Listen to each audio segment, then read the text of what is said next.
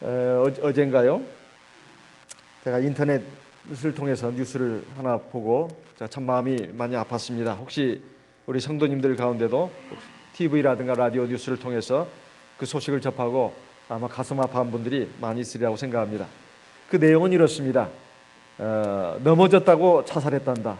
한국은 대체 뭐하냐 이러면서 서울 송파구에 있는 세 모녀가 스스로 목숨을 끊는 이런 비극적인 사건을 놓고 많은 네티즌들이 거기에 대해서 가슴 아프다, 참으로 슬프다 이런 댓글을 많이 달았다고 합니다.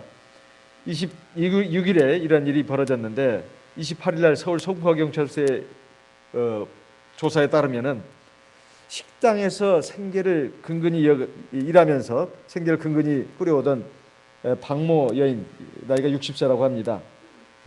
집에서 시신으로 발견됐는데 그에게는 두 딸이 있었다고 합니다. 당뇨병 투병을 포기한 큰딸 나이가 35이고 카드 빚에 신용불량자가 된 둘째 딸 32살입니다. 세 모녀가 같이 목숨을 끊은 이 사건입니다. 나란히 누워 있었어요. 그러니까 그 지하방에 송파대로에 있는 그 한 단독주택의 그 지하방에 그 벽지는 누렇게 뜨고 그야말로 이불 두 개를 깔면은 그냥 어디 공간이 없는 그 작은 방에 세 모녀가 누워서 죽어 있었는데 아마 그 번개탄을 연탄을 피워가지고 그리고 이제 그것이 그 아주 이제 질식사 하려고 이제 문도 이렇게 다 막아놓고 그렇게 해가지고 TV는 틀어놓고 이렇게 그 가스에 이제 질식이 돼가지고 스스로 이게 목숨을 끊은 이 사건입니다. 그런데 거기에 세 모녀 옆에 흰 봉투가 가지런히 놓여 있었다는 거예요. 그 겉면에는 뭐라고 쓰였냐면은 주인 아버지 아주머니께 죄송합니다. 마지막 집세와 공과금입니다. 정말 죄송합니다. 이렇게 흰 봉투에 그 글씨가 적혀 있었고 그 봉투 안에는 현금 70만 원이 들어 있었다는 겁니다. 마지막 남은 돈이죠. 그런데 그 작은 방 안에는 사진 하나가 있는데 화목해 보이는 가족 사진이 있었다는 겁니다. 그런데 이 가족들은 이제 이 세상에 있지 않고 저 세상 사람이 됐다는 거죠. 이 집의 불행이 어떻게 시작됐나 하니까 12년 전에 남편이 암으로 세상을 떠나면서부터 시작됐다는 겁니다. 그런데 고혈압과 당뇨가 심했던 큰딸은 병원비 부담에 제대로 치료도 받지 못하고 그렇게 집에 있었던 것이고 이 박모 여인이 근처 놀이공원 식당에서 일을 하고 둘째 딸은 종종 아르바이트를 해가지고 번 돈으로 생활비와 병원비를 겨우 충당하면서 아슬아슬하게 지내왔다는 것입니다. 그래도 월세 38만 원 집세 그리고 매달 20만 원 정도의 전기료 수도료 이 공과금을 밀린 적이 한 번도 없었답니다. 그런데 한 달 전에 이 박모 여인이 어머니죠. 식당 일을 마치고 집에 오다가 그냥 길에 넘어져 가지고 크게 다쳤다는 거예요. 그래서 식당 일을 그만두게 되면서 이 집안에 큰 위기가 오게 되었습니다. 유일하게 이제 정기적으로 들어오던 수입이 이제 끊기니까 막다른 이제 삶의 골목에 부닥치게 된 것이죠. 그러다가 한 달간 고민하다가 결국 이런 극단적인 선택을 했다는 거예요. 이런 그 기사를 접하면서 가슴이 참 먹먹하더라고요. 참 먹먹했습니다. 그리고 참 이 삶이라는 게 이렇게 참 어렵고 힘들게 살아가는 이웃들이 세상에 얼마나 많을까 이런 생각을 해봤습니다. 그리고 그 소식을 이제 신문 기자 회견을 통해서 정부의 여러 가지 실책을 갖다가 지적하면서 이런 양극단으로 이 극단적인 이런 그 삶의 길로 접어든 이런 불행한 이웃의 그 사건을 보도하다가 어떤 그 정당의 그 여성 대변인이 아마 이것을 전하다가 그냥 울음에 슬퍼가지고 제대로 읽지도 못하고 그냥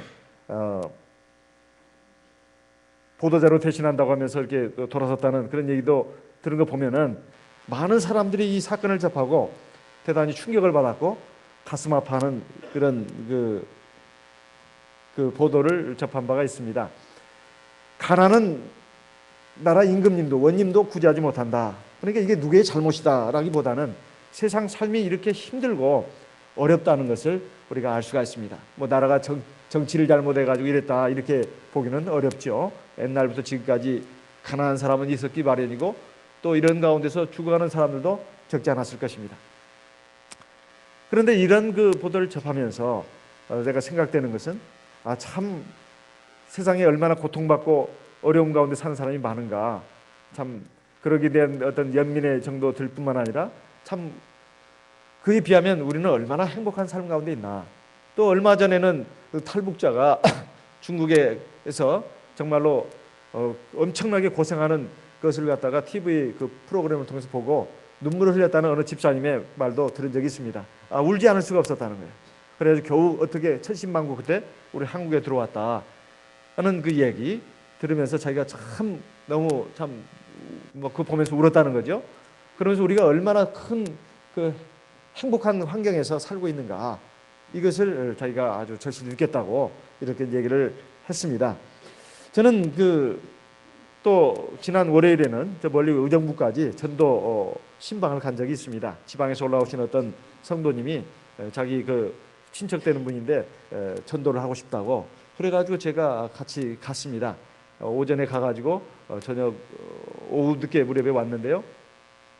가서 보니까 참 사업을 하고 있는 분이었습니다. 굉장히 바쁜 분이었어요. 전화로 막 뭐 상담도 하고 또 그 자기 사업장에 어떤 손님도 찾아오고 제가 그 앉아 있기가 굉장히 참 안절부절했습니다.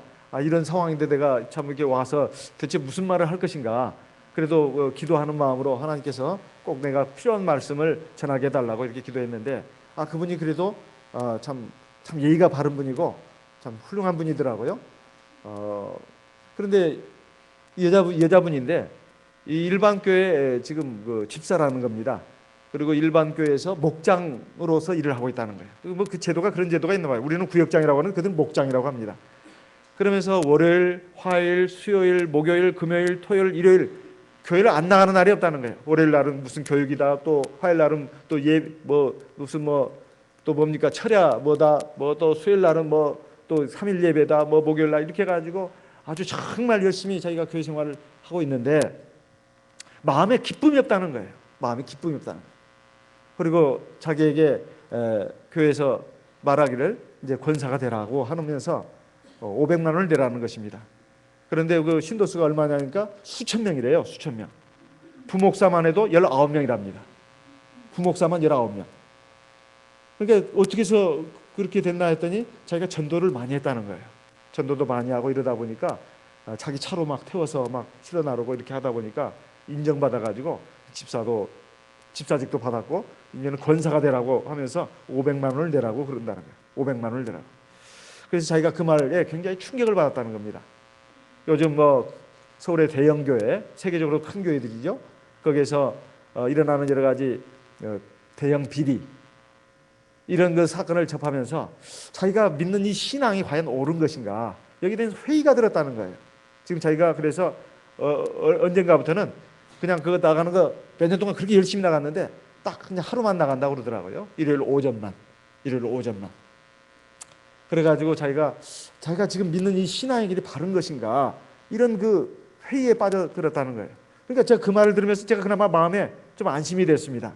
그러면서 목사님 말씀하세요. 제가 이렇게 전화로 이렇게 해드려도 저는 다 듣습니다. 얘기하시라는 거예요. 자기는 전화 상담하고 계속 또 전화가 오는데 제가 거기서 소파에 앉아가지고 이렇게 얘기할 수가 없잖아요. 예? 저는 딴짓하는 사람 있는데 제가 뭐라고 얘기 못합니다. 얼굴 보고 얘기하지. 예. 그래서 제가 죄송합니다. 제가 이런 줄도 모르고 우리 모찌님 말만 듣고 이렇게 왔는데 제가 큰 신뢰를 범한 것 같습니다. 그러니까 아니라는 거예요. 잘 오셨다는 거예요. 그래가지고 너무 바쁘더라고요. 밥 때는 다 됐는데 제가 계속 그렇게 있기 어렵지 않습니까? 그래서 이 목사님이 아침을 안 드셔가지고 빨리 가야 되겠다고 이제 우리 모찌님이 그래가지고 저는 괜찮다고 뭐 그러는데도 그래가지고 식당에 가서야 비로소 좀 얘기를 했습니다. 그래서 이제 그런저런 얘기하고 가면서 오면서 또는 식당에서 얘기를 쭉 좀 했습니다. 그러니까 그런 내용들이었어요. 그래가지고 제가 이제 기본적인 거 좀 얘기하고 앞으로 제가 이메일로나 아니면 그 좋은 책자로나 이런 걸 좀 보내드리겠다고 그렇게 하면서 이제 앞으로 계속 좀 신앙적인 교제를 가지길 바란다고 이렇게 하면서 이렇게 나왔습니다. 뭐 처음부터 막 그냥 너무 달려들면은 거부감 가질 수가 있잖아요. 다 꼭 낚시질하는 거 똑같지 않습니까? 이렇게 살살살 하다가 그냥 딱 낚아채는 거 그런 것이 있기 때문에 제가 이제 좀 여유를 좀 둬야 되겠다는 생각을 가지고 이렇게 오면서 어떤 생각을 했냐면 지난주에 그런 두 건이 있었습니다. 저한테는 큰 건이 세상에 죽어가는 많은 사람들 그리고 진리를 모르고 엉뚱한 데서 헤매다가 지금 구원받지 못하고 있는 많은 사람들 이런 사람들을 보면서 제 자신에 대해서 한번 돌아봤습니다. 내 마음이 좀 많이 무뎌졌구나. 많이 무뎌졌구나. 옛날에 제가 성령 받고 그랬을 때 막 온 천지가 막 천국과 같았고 그리고 내가 이 참 진리가 있고 성령이 있는 이 그 참복음을 갖다가 내가 죽어가는 많은 사람들에게 전해야지. 그래서 버스 타면서 전철 안에서 만나는 많은 이웃들을 볼 때마다 그렇게 불쌍했어요. 그렇게 불쌍했습니다. 그래서 저 죽어가는 많은 사람들을 위해서 내가 꼭 하나님이 허락하신다면 전도자가 돼야 되겠다. 그래가지고 이제 그 마음을 먹은 것이 결국 이렇게까지 왔는데요. 정말 하나님 앞에서 참 죄송한 마음을 금할 길이 없습니다. 제가 이렇게 이 신앙생활 이제 몇십 년 하면서 또 목회생활 20여 년 지금 이상 하면서 제가 느끼는 것이 참 세상에 그 복음 전하고 구원받도록 하는 것이 대단히 어려울 뿐만 아니라 교회 안에도 믿음에 바로 서지 못하고 비실비실거리고 엉뚱하게 자라고 또 이렇게 된 그 성도들이 또 적지 않은 모습을 보면서 참 교회 안에서 교회 밖에서 해야 할 일들이 산더미 같다. 이런 그것을 느끼면서 제가 참 부족한 사람이구나. 능력 부족이다. 이것을 많이 절감합니다. 그렇지만 이것이 하나님의 구원의 역사라고 하는 것이 절대 한 사람의 힘만 가지고 되는 것이 아니라 우리 다 같이 성령을 의지하면서 또 하나님의 역사를 의지하면서 나가야 이루어지는 것이라고 하는 것을 제가 절감하고 있습니다. 오늘 우리에게 주시는 말씀은 어느 한 율법사가 어느 날 예수님 앞에 나와가지고 질문을 했습니다. 물론 시험하는 목적으로 질문한 것입니다. 선생님, 내가 무엇을 하여야 영생을 얻으리까? 즉 구원의 문제에 대해서 지금 질문한 겁니다. 이건 가장 근본적인 질문입니다. 하나님 믿는다고 하는 그 목적이 뭐냐? 영원한 생명을 얻게 한 것이다 하는 것을 이 율법사는 잘 알고 있었습니다. 아주 근본적인 질문이에요. 여기에 대해서 예수님께서 아주 바른 답을 했습니다. 예수님이 그냥 심심풀이 땅콩으로 그냥 해본 말이 아닙니다. 예수님의 말씀은 다 진리의 말씀이에요. 다른 사람은 어떤 의도를 가지고 아주 그 시험적인 질문을 한다 하더라도 예수님은 진리의 말씀을 하시는 겁니다. 그러니까 물었습니다. 율법에 무엇이라고 기록되었으며 네가 어떻게 읽느냐? 거기에 대해서 이 율법사는 말하기를 27절에 나와 있죠. 하나님을 사랑하라. 그리고 내 이웃을 사랑하라. 내 마음을 다하고 목숨을 다하고 힘을 다하여 뜻을 다하여 주 너의 하나님을 사랑하라. 그리고 내 이웃을 내 몸과 같이 사랑하라. 사실 하나님의 십계명과 율법에 이런 말씀이 그 아주 세밀하게 이렇게 정확하게 돼 있지는 않습니다. 물론 모세 율법 가운데는 원수를 사랑하고 내 이웃을 사랑하라 이런 말씀은 모세 율법 가운데 있기는 합니다. 하지만 내 마음을 다하고 목숨을 다하고 이것도 역시 마찬가지입니다. 하나님께서 모세 율법 가운데 주신 가운데 이 말씀이 들어있는데 사실은 이것은 십계명을 비롯해서 모세에게 주신 율법의 총강령이라고 할 수 있습니다. 강령이라고 하는 건 뭐냐? 그 전체적인 내용을 요약한 것입니다. 요약한 것. 이것을 지금 말씀했습니다. 그러니까 율법사가 참 제대로 율법에 대해서 지식이 있는 사람이다 하는 것을 알 수가 있죠. 28절에 예수님께서 말씀을 했는데 네 대답이 옳도다. 네 대답이 옳도다. 맞다고 했습니다. 이것은 예수님께서도 일찍이 하신 말씀과 같습니다. 마태복음 22장 27절에 37절에 있는 말씀을 보겠습니다. 마태복음 22장 마태복음 22장 37절부터 40절까지 말씀을 읽어보겠습니다. 마태복음 22장 예수께서 가라사대 네 마음을 다하고 목숨을 다하고 뜻을 다하여 주 너의 하나님을 사랑하라 하셨으니 이것이 크고 첫째 되는 계명이요. 39절 둘째는 그와 같으니 네 이웃을 내 몸과 같이 사랑하라 하셨으니 40절 같이 읽어보겠습니다. 이 두 계명이 온 율법과 선지자의 강령이니라. 이거 예수님이 하신 말씀입니다. 근데 오늘 나오는 말씀은 율법사가 예수님의 질문에 대해서 답하는 형식으로 나온 말씀입니다. 일치합니다. 예수님이 대답하시기를 네 대답이 옳도다 하시면서 그 다음에 뭐라고 하셨냐면 이를 뭐라고요? 행하라. 그러면 살 것이다. 이걸 아는 것만 가지고는 안 된다는 거예요. 이것을 행해라는 것입니다. 행해라는 거예요. 실천하라는 것이죠. 실행에 옮기라는 것입니다. 그래야 네가 영생을 얻을 것이다. 이런 말씀입니다.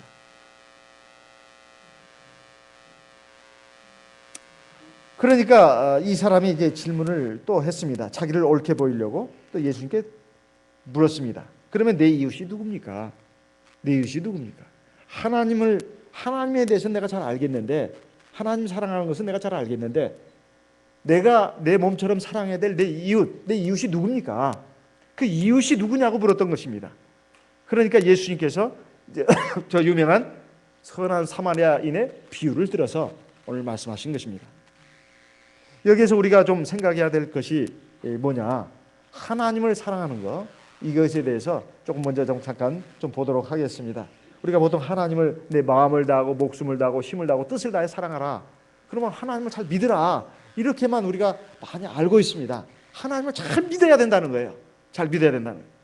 그렇지만은 하나님을 잘 믿는다는 것은 이건 아주 기본이고 처음부터 끝까지 이어져야 될 것입니다. 근데 이것으로 가지고 되는 건 아니다. 이런 말씀입니다. 요한일서 5장 3절 말씀을 읽어보겠습니다. 요한일서 5장 3절 같이 읽어보겠습니다. 요한일서 5장 3절 요한일서 5장 3절 같이 읽어보겠습니다. 좀 큰 소리로 같이 읽겠습니다.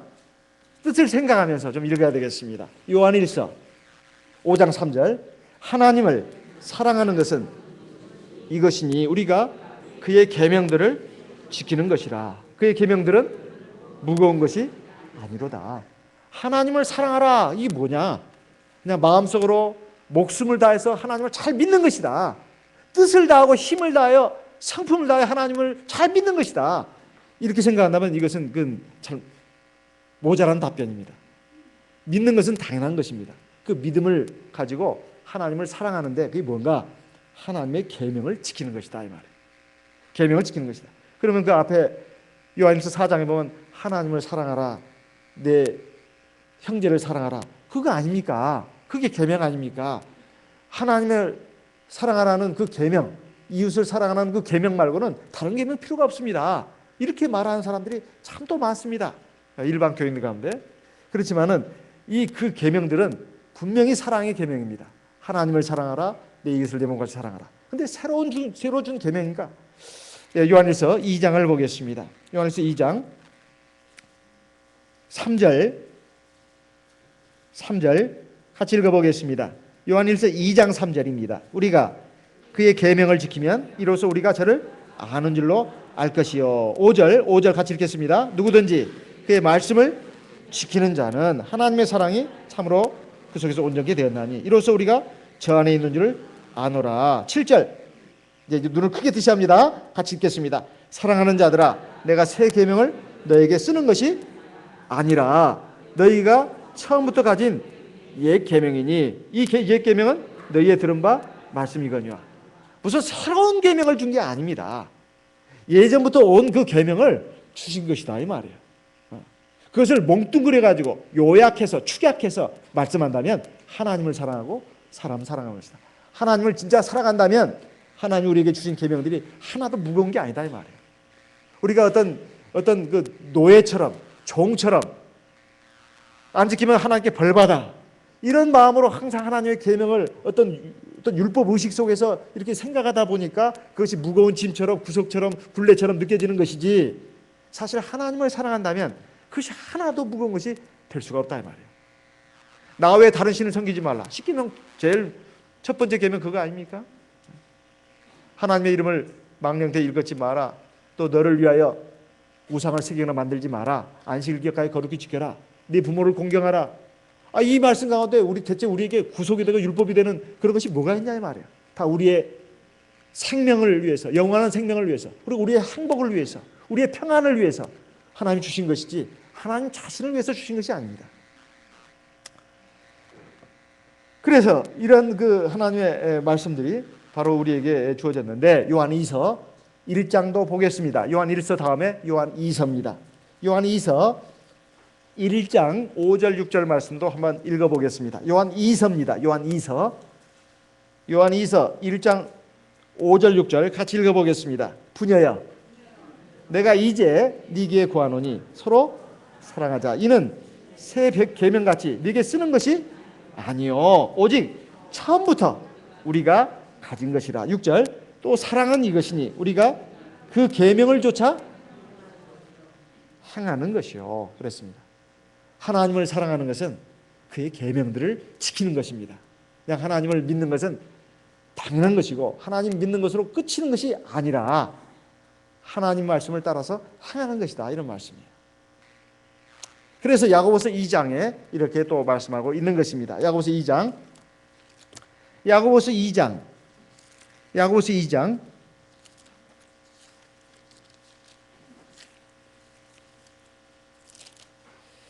14절 같이 읽어보겠습니다. 야고보서 2장 14절 같이 읽어보겠습니다. 내 형제들아, 만일 사람이 믿음이 있노라 하고 행함이 없으면 무슨 이익이 있으리요? 그 믿음이 등이 자기를 구원하겠느냐? 이 말씀 뭐예요? 행함이 없는 믿음은 자기를 구원할 수 있다 없다? 없다는 말이죠. 예? 행함이 없는 믿음은 자기를 구원할 수 없다는 거예요. 반드시 행함이 있어야 된다는 말입니다. 행함이 없는 믿음은 죽은 믿음이다 이 말이에요. 귀신들도 그런 정도의 믿음은 갖고 있다 이게. 그래서 18절에 보면 17절 18절 같이 읽어보겠습니다. 이와 같이 행함이 없는 믿음은 그 자체가 죽은 것이라. 혹이 가로되 너는 믿음이 있고 나는 행함이 있으니 행함이 없는 믿음을 내게 보이라. 나는 행함으로 내 믿음을 네게 보이리라 그랬습니다. 그러면서 그 앞에 15절 16절에 보면 만일 형제나 자매가 헐벗고 일용할 양식이 없는데 너희 중에 누구든지 에게 이르되 평안히 가라, 돕게 하라, 배부르게 하라. 이것은 이제 형제 사랑을 얘기한 겁니다. 이웃 사랑을 얘기한 거예요. 이거 말로만 사랑 안 된다는 거예요. 하나님에 대해서, 사람에 대해서 말로만 사랑하는 건 안 된다 이 말. 한번 생각해 봅시다. 우리가 사람으로 이 세상에 태어나서 가장 귀하고 아름답고 숭고한 일이 뭘까요? 하나님을 사랑하는 거 아니겠습니까? 우주 만물을 창조하시고 사람을 만드시고 사람의 생사복을 주관하실 뿐만 아니라 모든 사람들에게 인자와 긍휼로 대하시는 그 하나님, 그 하나님을 마땅히 우리가 사랑해야 되지 않겠습니까? 또 하나, 이 세상에 우리가 사람을 사랑하는 것만큼 또 귀한 것이 또 어디가 있겠습니까? 많은 사람들은 말하기를 자연을 사랑하라, 동물 사랑. 언젠가 제가 먼 일로 홍대 앞을 지나가다가 보니까 홍대 앞에 개산이를 막 그려놓고 그 사인을 받고 있더라고요. 서명을 받고 있어요. 개나 고양이를 식용으로 하지 말기 운동. 그래서 서명을 해달라는 거예요. 저 개고기 별로 좋아하지 않습니다. 하지만 서명 안 했어요. 먹는 사람들을 위해서. 개를 얼마나 사랑하나 하면 그런 그 단체까지 젊은이들이 나섰겠습니까? 하지만 하나님은 개를 또는 화초를 네 몸처럼 사랑하라고 말씀하고 있지 않습니다. 동물도 물론 사랑해야 합니다. 식물도 사랑해야 합니다. 그것은 보호죠, 보호. 아끼고 가꾸고 보살피는 것이지 내 몸처럼 사랑할 수 있는 존재는 아닙니다. 동물이나 식물, 또 자연 만물은 내 몸처럼 하나님이 사랑하라고 그렇게 하나님 말씀하신 게 아니에요. 사람을, 이웃을, 너 아닌 다른 존재를 네 몸처럼 사랑해라. 나의 감기가 다른 사람의 암보다도 더 고통스럽다는 말 들어보셨습니까? 나의 감기가 다른 사람의 암보다도 더 고통스럽다. 그런데 우리 보통 그러지 않습니까? 하지만 우리가 정말 다른 사람을 사랑한다면 다른 사람의 아픔, 고통, 그것도 내 아픔, 고통인 것처럼 느낄 수 있는 사람이 되어야 된다는 거예요. 그것이 바로 하나님 나라에 들어가기에 합당한 백성이라는 것입니다. 그래서 우리가 오늘 말씀을 보게 되면 그저 하나님을 믿는다, 하나님을 사랑한다 이거 가지고 안 되고 하나님을 마음을 다하고 뜻을 다하고 힘을 다하고 사랑하는 건 뭐냐? 하나님 계명을 지키는 것인데 그 계명 안에 하나님 사랑하는 거 그리고 이웃 사랑하는 것이 다 들어있다는 거예요. 그걸 요약하면 그렇게 된다는 것입니다. 그렇게 해야 우리가 영원한 생명을 얻을 수 있다는 거예요. 마태복음 25장에 보면 예수님께서 세 가지 비유를 들어놓고 있지 않습니까? 하나님 나라에 들어가려면 어떻게 해야 되는가? 첫째, 기름을 준비하라. 기름 준비한 슬기로운 다섯 처녀처럼 기름을 준비하라는 것이죠. 그것은 믿음 생활 잘해서 성령 충만을 유지하라는 것이죠. 두 번째는 달란트 비유입니다. 하나님께서 우리에게 각자 주신 지혜와 능력대로 하나님 앞에서 충성되게 일을 하라는 거예요. 그것이 영적인 일만을 말하는 것이 아니라 육적인 일도 해당되는 것입니다. 이것이 하나님이 나에게 주신 지혜와 능력이다. 이것을 가지고 하나님 앞에서 하나님 그 나를 이 세상에 보내신 뜻에 맞게 내가 최선을 다해서 일해야 된다는 것입니다. 세 번째는 양과 염소 비유 아니겠습니까? 마태복음 25장에. 근데 이 비유가 없었으면 하고 빼고었으면 하는 그런 마음이 들 때가 한두 번이 아닙니다. 왜냐하면 우리는 그 부분에 있어서 많은 양심의 가책을 받기 때문에. 근데 양과 염소는 사실은 목자의 보살핌을 받고 풀 먹고 자라는 그런 동물입니다. 비슷한 동물이에요. 유사한 동물입니다. 때에 따라서 염소도 하나님 앞에 제물로 바쳐지기도 합니다. 하나님께 바치는 제물 가운데 염소도 들어갑니다. 그런데 이 양과 염소가 대체 뭘 말하는 것이냐? 똑같이 하나님 믿는 백성들이에요. 하나님 믿는 백성들이에요. 그런데 양의 무리들은 구원을 받고 염소의 무리들은 영원한 마귀와 그 사자들을 위해서 예비된 영영한 풀에 들어가라고 했습니다. 마태복음 25장의 내용을 보게 되면. 그런데 이 양의 무리들은 우리가 잘 아는 바와 같이 너희는 내가 몸 줄일 때 먹을 걸 주었고 갈할 때 마실 걸 주었고 헐벗었을 때 입을 옷을 주었고 그리고 병들었을 때 저를 찾아와 주었고 감옥에 갇혔을 때 나를 와서 찾아봐 줬느니라. 주여 우리가 언제 그렇게 했습니까? 그 양의 무리들이 그렇게 말했습니다. 우리가 언제 그렇게 했습니까? 우리 그렇게 한 일 없습니다.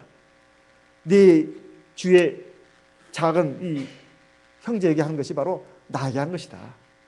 그러니까 사실 무슨 하나님의 그 계명을 따라서 우리가 이웃을 사랑해야 된다 어떤 율법을 느끼고 그 행한 사람들이 아니라는 것입니다.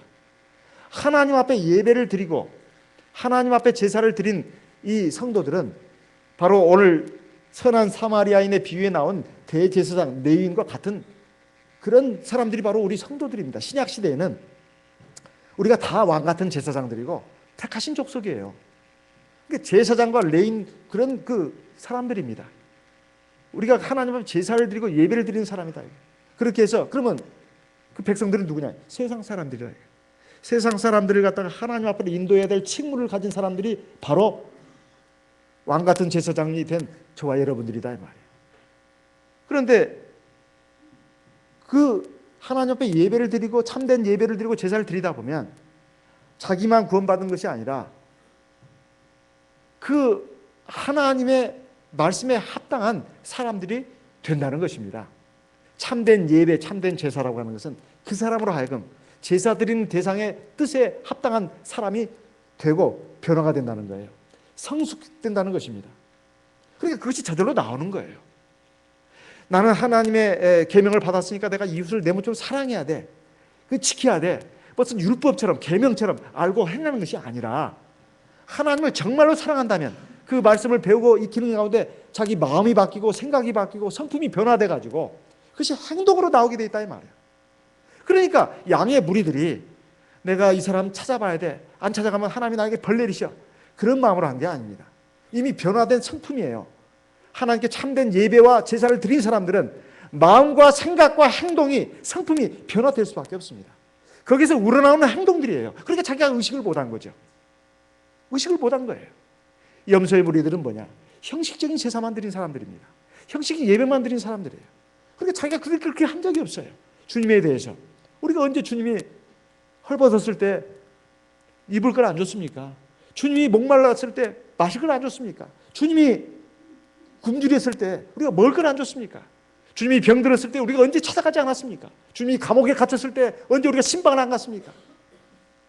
우리 그런 적 없습니다. 이 사람들은 뭐냐면 오로지 하나님만 생각하고 예배를 드린 겁니다. 예배를 하나의 어떤 의식으로 드린 것이다 이 말이에요. 그러니까 속에 변화가 없었던 것이죠. 하나님을 향해서 올바른 예배, 참된 예배, 살아있는 예배를 드린 사람들은 하나님과의 관계도 제대로 될 뿐만 아니라 그것이 사람으로도 나오게 돼 있어요. 그 삶 가운데 행실로 나오게 되어 있는 것입니다. 그래서 이 세 번째 비유는 절대 오해를 해서는 안 됩니다. 우리가 선행을 해야 하나님 나라에 들어간다. 선행이 구원의 조건이다. 그걸 말씀하는 것이 아닙니다. 구원받은 사람들은 선행을 한다는 거예요. 그 말이 그 말이죠. 이렇게 따지고 든다면 제가 분명히 말씀드리겠습니다. 선행이 구원의 조건이 아니라 구원받는 사람들은 반드시 선행을 하는 사람들이다 이 말이에요. 아하고 어가 다릅니다. 어하고 아하고 말이 달라요. 비슷한 말 같지만 이것을 말씀한 것이다 이 말이에요. 그래서 오늘 말씀은 중요한 것을 우리에게 말씀하고 있습니다. 이 율법사가 내 이웃이 그러면 누굽니까? 그런데 예수님의 말씀을 보게 되면 제사장도 아니었고 레위인도 아니었고 어떤 사마리아인이었습니다. 이 사마리아인이 강도 만나가지고 피투성이 돼가지고 죽어가는 그런 사람을 갖다가 살려줬죠. 마지막 말씀을 보게 되면 주님이 물었습니다. 36절에 네 의견에는 이 세 사람 중에 누가 강도 만난 자의 이웃이 되겠느냐? 지금 예수님의 이 질문, 이 세 사람 중에 누가 강도 만난 자의 이웃이 되겠느냐? 이 질문은 이 율법사가 예수님에게 던진 질문과는 정방향이 틀립니다. 율법사는 누가 내 이웃입니까? 이걸 물었습니다. 누가 내 이웃입니까? 그런데 예수님은 누가 강도 만난 자의 죽어가는 사람의 이웃이 되겠느냐? 이렇게 물었습니다. 이것은 우리에게 굉장히 중요한 말씀을 우리에게 주님께서 주시는 겁니다. 우리는 보통 살아가면서 나에게 이익이 될 만한 사람, 내가 어려울 때, 내가 고통스러울 때, 내가 힘겨울 때, 내가 죽을 지경이 됐을 때 나에게 힘이 돼주고 나를 도와주고 나를 붙들어주는 그런 사람이 내 친구고 내 이웃입니다. 그런 사람이 필요하다 이 말이에요. 내가 세상 살아가는데 내가 누구에게 이웃이 돼주고 누구를 도와주고 누구를 힘이 돼주고 누구를 붙들어주고 누구를 살려주고 이것은 생각을 잘 못해요. 지금 나 살기도 바쁜데 누구를 신경 쓰냐 이 말이에요. 누구를 신경 쓰냐 이 말이에요. 내 사는 것이 너무 힘들고 고통스럽고 외롭고 고달픈데 나에겐 사람이 없다 이 말이죠. 보통 우리가 이웃의 개념을 생각할 때 이웃을 어떤 존재로 생각하냐? 나에게 힘이 돼주고 나에게 도움이 돼주고 나에게 든든한 그 바위와 같은 의지처가 돼주는 사람, 이런 친구, 뭐 친구라 해도 좋고 벗이라도 해도 좋고 내 마음을 터놓고 얘기할 수 있는 이웃이라고 해도 좋습니다. 항상 이런 사람들을 우리가 다 소망한다 이 말이에요. 나에게는 사람이 없어. 나는 남에게 좋은 일만 하지 나에게는 사람이 없어. 나는 인덕이 없나 봐. 맨날 이런 소리 나고 있다 이 말이에요. 인덕이 없어. 나는 인덕이 없어. 나는 남에게 좋은 일을 해주고 결국 빛 좋은 개살구처럼 결국 나는 이런 인생을 살아. 남 좋은 일 다 해주고 나는 좋은 소리도 못 듣고 나중에 보면 내가 어려울 때 보면 전부 다 자기 살 길 찾아서 도망가 버리고 나에게는 아무 힘되는 사람이 없어. 이렇게 우리가 그런 의식을 가지고 살아가지 않냐 이 말이에요. 우리가 하나님 믿는 백성이고 하나님의 구원받은 참 자녀라고 하면서도 정말 우리가 하나님의 사랑에 대해서 얼마나 생각하고 있냐 이 말이에요. 부모 자식 간의 관계도 마찬가지입니다. 부모는 정말로 아무 사심 없이 모든 것을 다해서 자식을 사랑합니다. 나중에 자식을 보면 부모 그거 생각하지 않아요. 다 자기 위주로만 생각한다 이 말이에요. 또 친구 간에도 그렇습니다. 우리가 정말로 누군가에게 사랑을 받기보다도 누군가를 사랑할 수 있는 이런 대상이 돼야 되는데 누가 나의 이웃이 어떤 이웃이 나에게 좋은 벗이 되고 힘이 되고 도움이 되고, 이거보다도 내가 힘들어하고 고통스럽고 어려운 가운데 있는 사람에게 내가 이웃이 되어줘야 되겠다, 이런 사람이 돼야 되겠다, 이런 마음을 우리가 얼마나 갖고 있냐 이 말입니다. 우리가 그런 인생을 얼마나 살아왔냐 이 말이에요. 우리가 이 세상을 떠나는 날 우리에게 남는 것은 딱 두 가지입니다. 얼마나 하나님을 사랑했는가, 그리고 얼마나 내가 사람을 사랑했는가, 이것입니다. 뭐가 남겠습니까? 내가 세상에서 얼마나 돈 많이 벌고 출세하고 성공하고 사람들에게 많은 존귀와 명예와 영광을 얻었는가, 그것이 남겠습니까? 내가 정말 얼마나 진심으로 하나님을 사랑했는가. 하나님은 사랑은 나에게 향한 사랑은 말로 다 할 수 없는 것입니다. 그게 대해서 내가 아무리 사랑한다 하더라도 사실은 세 발의 피입니다. 근데 얼마나 사랑했냐 이 말이에요. 그것도 하나님을 위해서가 아니라 나를 위해서 하신 말씀입니다.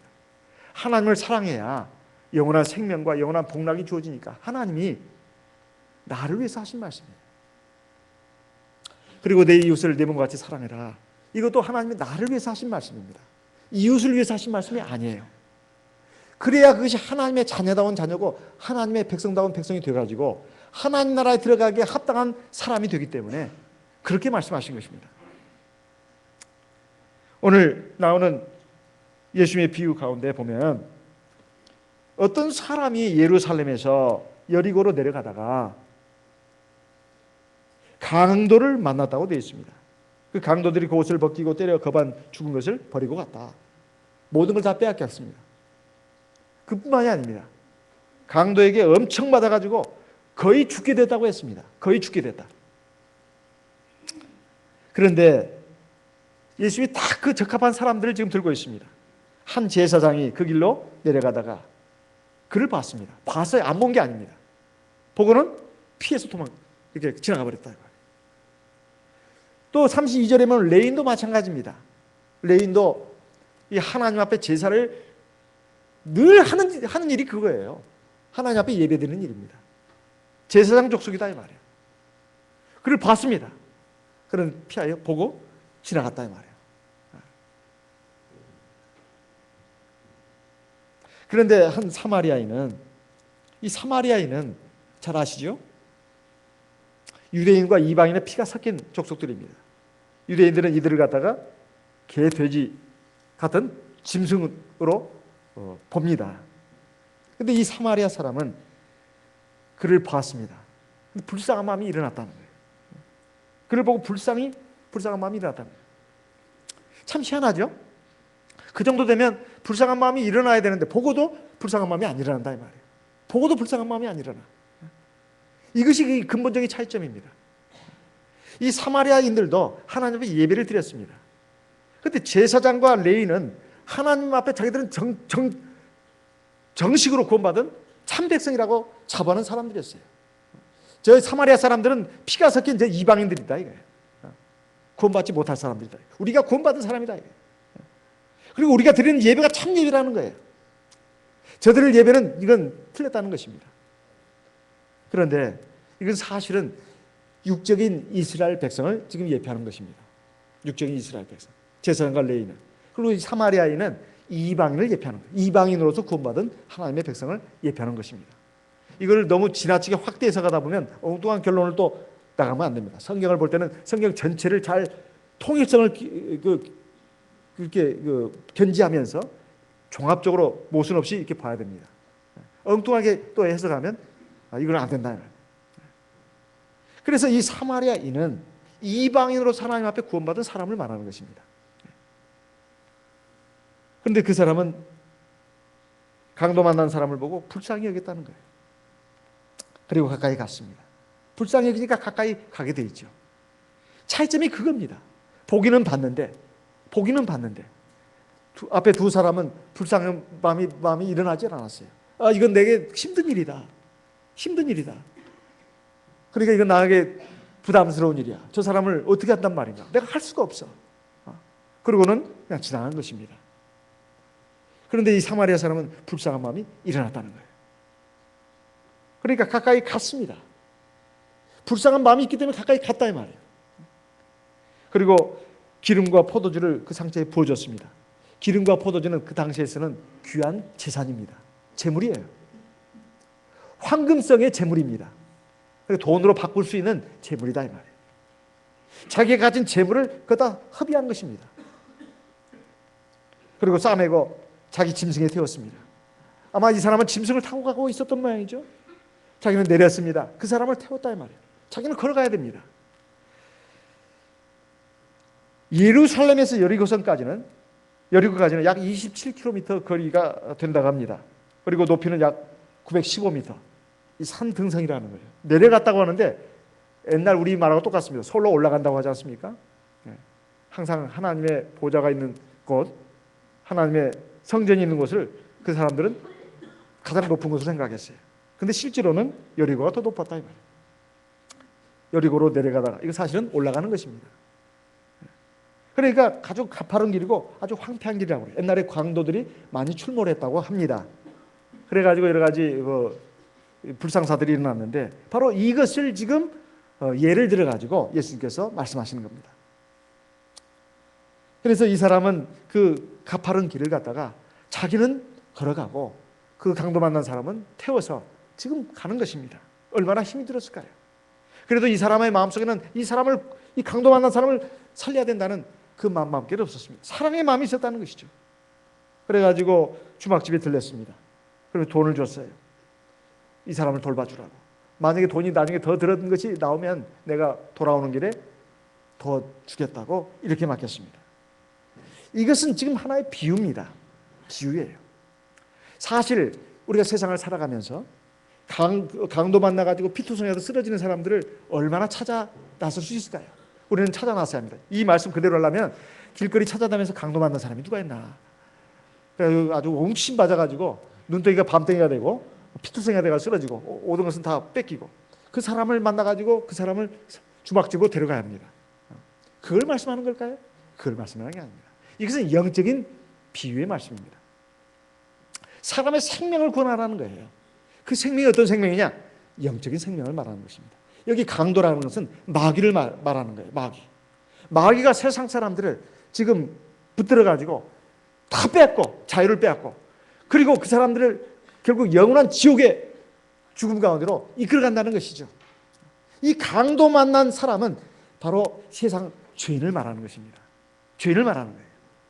이 사람들을 구원해 주라는 것입니다. 구원해 주라는 거예요. 에베소서 2장을 보겠습니다. 에베소서 2장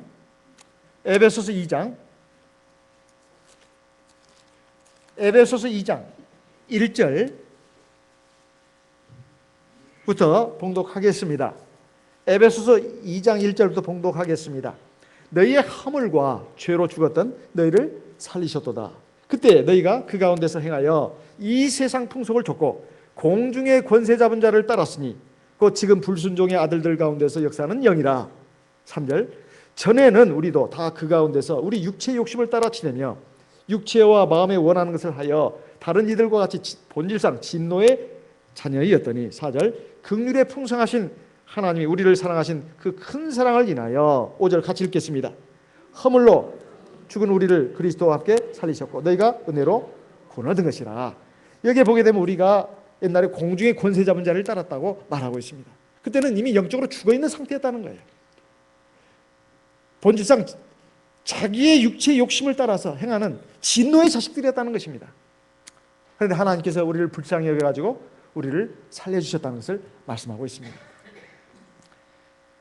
그래서 우리에게 지금 하나님께서 말씀하시는 것은 예수님께서 말씀하시는 것은 바로 이 강도 만난 사람을 구원한 사람, 그 선한 사마리아 사람처럼 우리도 그런 사랑을 행하는 사람이 되라는 것입니다. 이사야 58장을 보겠습니다. 이사야 58장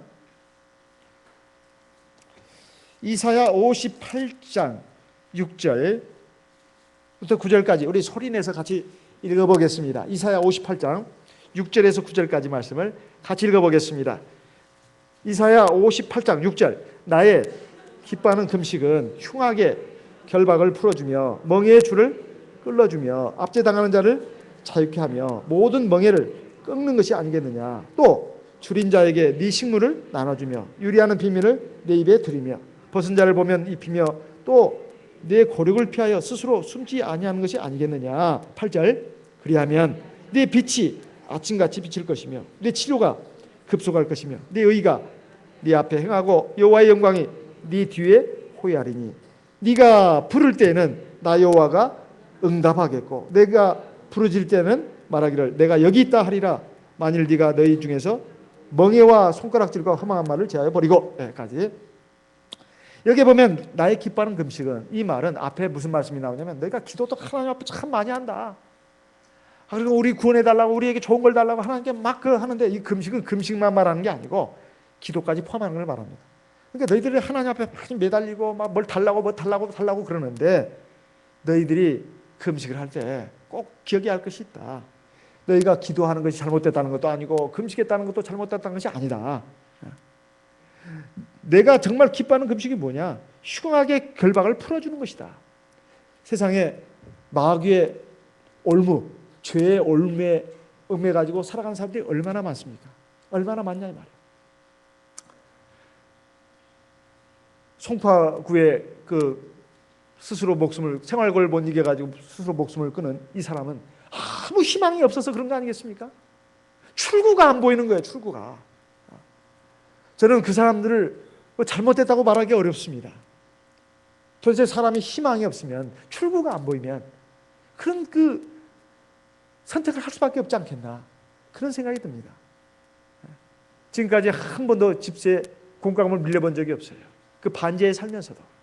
그리고 이제 불의의 사고로 쓰러져 가지고 일을 못 나가니까, 그 30몇만 원 못 받으니까 집세도 못 내게 되었고, 이제 그 큰딸 병원비도 못 내게 되었고, 그리고 이제 생활할 수가 없는 지경이 되니까 아무 희망이 없는 겁니다. 누가 도와주는 사람도 없다 이 말이에요. 만약에 그가 하나님을 믿는 사람이었다면 하나님이 희망이 됐겠죠. 우리 주 예수가 구원자가 됐을 겁니다. 절대 죽도록 내버려 두지 않았을 겁니다. 그런데 그들은 안타깝게도 하나님 믿는 백성들이 아니었다 이 말이에요.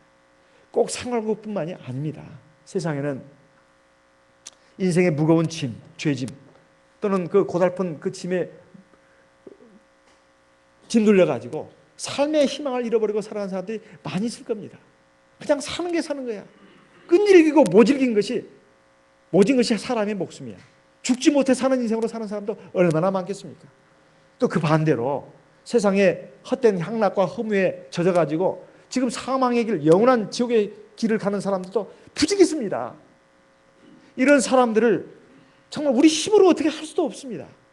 하나님께서 불쌍히 보시고 그들을 구원해 주셔야 되는데, 우리가 하나님께서 우리에게 많은 걸 요구하는 게 아닙니다. 바로 내 이웃이라고 하는 것은, 이웃이 뭐냐? 이웃은 바로 옆에 있는 사람을 이웃이라고 합니다. 저 멀리 지구 반대편에 있는 사람을 이웃이라고 말하지 않아요. 이웃은 말 그대로 이웃입니다. 곁에 있는 사람. 이런 사람들이 지금 흉하게 그 결박에 매여 있고 멍에 줄에 매여 있고 지금 압제를 당하고 있다 이 말이에요.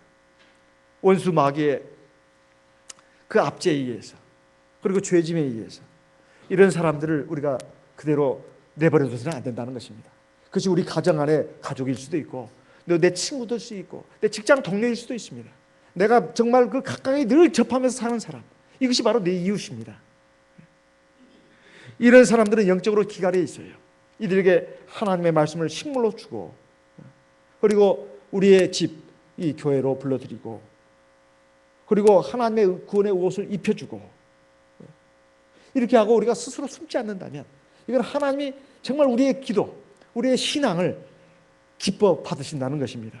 그러면 8절에 네 빛이 아침같이 비칠 것이며 네 치료가 급속할 것이며 네 의가 네 앞에 행하고 여호와의 영광이 네 뒤에서 너를 지켜줄 것이다. 네가 부를 때는 나 여호와가 응답해 주겠다. 응답 2014, 응답 2014, 2014년이죠. 응답 2014. 하나님이 2014년에도, 2015, 2015년에도, 2016, 2016년에도 영원까지 응답해 주신다 이 말이에요. 내가 여기 있다. 네가 부를 때는 내가 여기 있다고 내가 말해주겠다. 그래서 우리에게 중요한 것이 하나님을 사랑하고 사람 사랑하는 것입니다. 그 사람 사랑하는 것에 대해서는 우리가 고린도서 13장에 나와 있지만 사랑은 오래 참고 온유하고 자랑하지 않고 또 남을 투기하는 자, 시기에 질투하는 자가 되지 아니하고 성내지 않고 악한 것을 말하지 않고 모든 것을 믿고 참고 진리와 함께 기뻐하고 불의를 기뻐하지 않고 이것이 다 또 포함되는 것이죠. 자, 이렇게 우리가 사람을 사랑한다고 하는 것, 우리가 세상을 이제 얼마 살지 모르겠습니다. 각자에게 주어진 삶이 얼마가 될지 모르겠어요. 하나님을 정말로 내 목숨을 다하고 힘을 다하고 성품을 다하고 뜻을 다해 사랑하는 뿐만 아니라 정말 내게 주어진 이웃들을, 제일 가까운 이웃은 가족 아니겠습니까? 그리고 우리 교회 형제들이죠. 그리고 우리 세상의 삶의 일터에서 만나는 그런 사람들, 친구일 수 있고 직장 동료일 수 있고 선후배일 수 있습니다. 또는 동업자일 수도 있습니다. 이런 사람들을 우리가 정말로 사랑할 수 있도록 주여 우리에게 힘을 주시옵소서. 먼저 지금까지 우리가 그렇게 못 살아왔다면 아직 우리가 하나님 앞에서 변화가 안 됐다는 것입니다. 살아있는 예배, 참된 예배를 드렸다면 우리가 사랑할 수 있다, 이런 말씀이에요. 사람을 보고 불쌍히 여기는 마음, 이것이 우리에게 있어야 할 줄 압니다. 저와 여러분에게 이것이 있어야 할 줄 알아요. 이것은 어떤 계명으로 된다고 어떤 명령으로 되는 일이 아닙니다. 하나님을 정말 사랑한다면 우리가 사람을 사랑할 수밖에 없는 것이다, 이런 것입니다. 이 사람은 자기가 수고하는 것, 자기 시간 쓰고 자기 돈 쓰고 이것을 전혀 아깝게 생각하지 않습니다. 사랑에는 이해타산이 없어요. 이해타산이 없습니다. 내가 이 사람을 해주면 이 사람이 뭘 나한테 해주겠거니, 대가를 바라는 것이 아니다, 이 말이에요. 왜 하나님이 이렇게 사랑하라고 했느냐, 이것이 왜 영생을 얻는 비결이라고 했느냐, 좋은 이야기가 있습니다. 옛날 히말라야 산지에 눈이 펄펄 내리는 추운 아주 겨울이었습니다.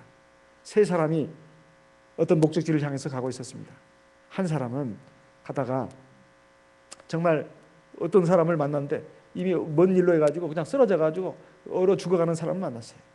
한 사람은 그 말했습니다. 이것은 카르마라고 했던가요? 이 사람의 운명이다고, 나는 내 길을 가야 된다고, 그냥 지나가 버렸습니다. 그런데 또 한 사람은 이 사람은 옛날에 뭔 죄를 져서 이런 일을 당한 거야, 이 죄값을 받아야 돼 하고 지나가 버렸습니다. 세 번째 사람은 이 사람을 내가 살려야 되고 구원해야 되는 것은 내 의무라고, 내 책무라고, 그리고 내 권리라고 하면서 그 사람을 이렇게 등에다가 맸습니다. 그래서 눈보라는 계속 오고 날은 너무너무 추웠습니다. 언제 그 목적지까지 가야 할지 그 길은 아마도 까마득하기만 합니다. 그런데 가다가 죽어있는 사람들을 보게 됐어요. 앞에 이 사람의 운명이라고 하면서 자기 길을 갔던 사람 얼어서 죽었습니다. 그리고 이 사람은 뭔가 죄가 있어서 이렇게 당한 거야, 죄값을 받아야 돼. 그 사람도 얼어 죽어 있었습니다. 그런데 이 세 번째 사람, 그 사람을 메고 올라가다 보니까 너무 힘들어요. 그런데 막 등에서 온몸에서 막 땀이 나는 겁니다. 몸이 뜨거워지는 거예요.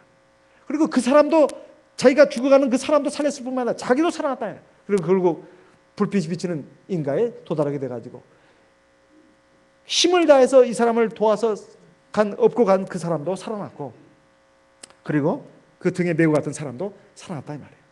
다른 사람을 사랑하는 것은 자기를 살리는 일이다, 이 말이에요. 사실 이 예수님의 말씀이 딱 들어맞는 말씀입니다. 그래서 예수님께서 이렇게 말씀하셨습니다. 누가복음 7장 47절 말씀을 보겠습니다. 누가복음 7장 47절. 누가복음 7장 47절. 같이 읽어보겠습니다. 누가복음 7장 47절 같이 읽어보겠습니다. 이러므로 내가 네게 말하노니 저의 많은 죄가 사하여졌도다. 이는 저의 사랑함이 많음이라. 사함을 받는 일이 적은 자는 적게 사랑합니다. 우리가 하나님 나라에 들어가려면 하나님 계명을 잘 지켜야 합니다. 그렇지만은 계명을 우리가 다 지킬 수가 있을까요? 못 지키면 그 죄가 됩니다. 그럼 죄를 어떻게 해야 되겠습니까? 물론 회개기도 해야 되죠. 속죄제사 드려야 합니다. 그런데 우리가 회개기도 속죄제사 드리는 것은 하나님의 긍휼을 받는 것이 가르칩니다. 그건 하나님의 계명과 율법 가운데 들어있습니다. 구약시대에도 신약시대에도. 그런데 여기서 주님께서 굉장히 중요한 말씀을 하십니다. 사랑을 하게 되면 죄가 사함받는다는 거예요. 여긴 이 사람은 주님 앞에 향유를 부은 여인입니다. 주님을 사랑했기 때문에 그 죄가 사함받았다는 거예요. 주님만 사랑하면 사함받는 것인가? 아닙니다. 우리가 사람을 사랑하는 것도 사함받게 된다 이 말이에요. 야고보서 5장 19절 20절 말씀을 보겠습니다. 야고보서 5장 19절 20절 말씀 같이 읽어보겠습니다. 야고보서 5장 19절 20절 야고보서 5장 19절 20절 같이 읽어보겠습니다. 야고보서 5장 19절 20절 내 형제들아 너희 중에 미혹하여 진리를 떠난 자를 누가 돌아서게 하면 20절 너희가 알 것은 죄인을 미혹한 길에서 돌아서게 하는 자가 그 영혼을 사망에서 구원하며 허다한 죄를 덮을 것입니다. 그러니까 이건 형제를 사랑하는 겁니다. 진리를 떠난 자예요. 이제 저 진리 떠났으니까 그냥 죽거나 말거나 죽어도 싸 그렇게 할 것이 아니라 지금 믿음을 저버리고 세상에서 방황하고 있는 사람들 또는 이 참 진리를 버리고 엉뚱한 이단에 속한 사람들 포기해서는 안 된다는 거예요. 끝까지 우리가 노력을 해야 된다는 것입니다. 물론 한두 번 권면하고 듣지 않으면 이방인처럼 말씀도 있습니다. 그런데 우리가 한두 번이라도 권면해봤나요? 그럼 꼭 한두 번만 권면해야 되겠습니까? 그런 말은 아니죠. 우리가 그들이 돌아오기를 위해서 계속 기도해주고 또 할 수 있는 한 그 대화가 기회가 된다면 또 권면을 해줘야 합니다. 듣든 안 듣든 정말 안타깝게 생각하면서 위해서 기도해주고 또 그가 돌이킬 수 있도록 우리가 또 권면도 해줘야 된다 이 말이에요. 그러면 그 사람을 구원할 뿐만 아니라 내 허다한 죄도 덮어진다 이 말이에요. 왜? 사랑이기 때문에. 또 있습니다. 베드로전서 4장 8절 같이 읽어보겠습니다. 베드로전서 4장 8절 말씀 같이 읽어보겠습니다. 베드로전서 4장 8절 같이 읽겠습니다. 무엇보다도 열심으로 서로 사랑할지니 사랑은 허다한 죄를 덮느니라. 하나님을 사랑하고 사람을 사랑하면 하나님이 내 죄를 많이 이렇게 용서해 주는구나. 허다한 죄를 덮어준다고 했어요. 얼마나 감사합니까? 참 하나님은 진짜 머리 좋으신 분이에요. 정말 머리 좋으신 분이야. 내가 감탄을 합니다. 이래야 하나님을 닮아가고 하나님의 백성다운 백성이 되고 하나님의 자녀다운 자녀가 되고 천국 백성으로서 합당한 사람으로 완성되어나가는 거 아니겠습니까? 오늘 주님께서 마지막으로 말씀하셨습니다. 이 강도 만난 사람 가운데 누가 그의 이웃이 되겠느냐? 우리는 내게 힘이 돼줄 친구가 누군가, 이웃이 누군가, 내 동지가 누군가 이걸 찾는데 우리는 관심이 많습니다. 그리고 그 사람을 예뻐해주고 사랑해주고 떡이라도 하나 더 줍니다. 그런데 우리가 정말 잘못된 길을 걸어가는 사람, 그리고 지금 마귀에게 압제를 받아가지고 지금 고통을 받고 있는 사람, 또는 세상에 다 이게 죄값으로 다 온 것이죠. 그 고통과 어려움 가운데서 신음하고 절망하는 사람들, 이런 사람들에게 정말 우리가 이웃이 돼주고 있냐 이 말이에요. 그렇다면 우리는 잘하고 있는 것입니다. 그렇지 않다면 지금부터라도 시간은 충분합니다. 시간은 충분해요. 시간이 부족한 게 아닙니다. 하나님께서 우리를 살려주시는 것은 바로 하나님을 사랑하고 사람을 사랑해서 하나님 백성다운 백성이 되고 자녀다운 자녀가 되라는 것입니다. 그렇게 해서 우리가 영생을 얻는 귀한 백성이 되시기를 예수님의 이름으로 기원하는 바입니다.